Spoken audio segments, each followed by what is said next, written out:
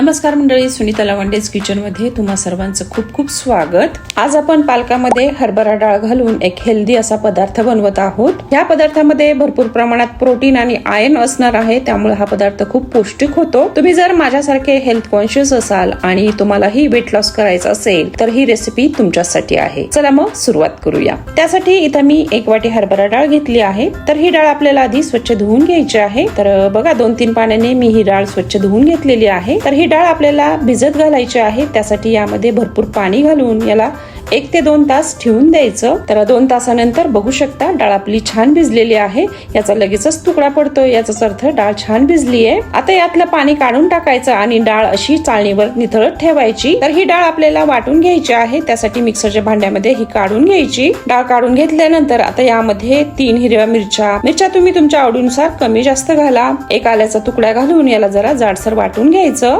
आता मी ही वाटलेली डाळ एका मिक्सिंग बोल मध्ये काढून घेते। त्यानंतर हा मी मुठभर पालक घेतलेला आहे, तो बारीक आपल्याला चिरून घ्यायचा आहे। पालकाची फक्त पानच घ्यायची आणि देठाचा भाग काढून टाकायचा आणि हा पालक बारीक चिरून घ्यायचा। तर बघा सगळा पालक चिरून झालाय। आता तो साईडला ठेवून देऊया। त्यानंतर आता ह्या वाटलेल्या डाळीमध्ये एका कांद्याची पेस्ट घालायची, 1 किसलेला गाजर, बारीक कापलेली ढोबळी मिरची, कोथिंबीर आणि हा बारीक कापलेला पालक घालायचा। चवीनुसार मीठ घालून हे सगळं चांगलं मिक्स करून घ्यायचं। पालकामध्ये भरपूर प्रमाणात आयर्न, फायबर आणि व्हिटॅमिन्स असतात, तसंच डाळीमध्ये प्रोटीन असतं। त्यामुळे ह्या दोन्हीच्या कॉम्बिनेशनने बनणारा पदार्थ आपल्या शरीरासाठी खूप फायदेशीर आहे। पालक न खाणारे सुद्धा अशा प्रकारे पदार्थ बनवून दिला तर मिटक्या मारत खातात। तर बघा पाणी अजिबात न घालता हे मिश्रण मळून घेतलेलं आहे। तर आता काय करायचं, एका चाळणीला तेल लावून घ्यायचं आणि ह्या मिश्रणाचे असे लॉक बनवून घ्यायचे। तर बघा असा लॉक बनवायचा आणि बनवल्यानंतर तो तेल लावलेल्या चाळणीमध्ये ठेवून द्यायचा। तर बघा एवढ्या मिश्रणाचे 4 लॉग आपले तयार झालेले आहेत। तर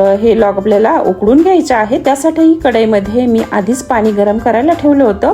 पाण्याला चांगली उकळी आल्यानंतर ही प्लेट आता यामध्ये ठेवून द्यायची आणि झाकण लावून याला 10 मिनिट स्टीम करायचं। 10 मिनिटांनंतर बघू शकता हे आपले चांगले फुगलेले दिसतात, म्हणजेच हे चांगले शिजलेले आहेत। तर ते आता आपण बाहेर काढून घेऊया आणि याला जरा थंड व्हायला ठेवून देऊया। थंड झाल्यानंतर हे चाळणीतून बाहेर काढू आणि आता याच्या आपल्याला वड्या कापून घ्यायच्या आहेत। तुम्हाला जर काही हेल्दी खायचं असेल किंवा तुम्ही वेट लॉस करत असाल तर ह्या वड्या तुम्ही ॲज अ स्नॅक किंवा डिनर मध्ये सुद्धा खाऊ शकता।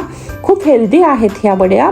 तर ह्या वड्या तुम्ही हवं तर शॅलो फ्राय सुद्धा करून खाऊ शकता। एक्स्ट्रा फ्लेवर साठी यावर थोडासा चाट मसाला भुरभुरायचा, म्हणजे ह्या अजूनच खूप छान लागतात। तर ह्या वड्या तुम्ही दह्याबरोबर किंवा टोमॅटो सॉस बरोबर खाऊ शकता। तर ह्या वड्या तुम्ही एअरटाईट डब्यामध्ये भरून फ्रीज मध्ये जर ठेवल्या तर त्या 2-3 दिवस चांगल्या टिकतात। तर चला, व्हिडिओ आवडला असेल तर लाईक अँड शेअर जरूर करा। तसेच सुनीता लवंडेज किचनला सपोर्ट करा।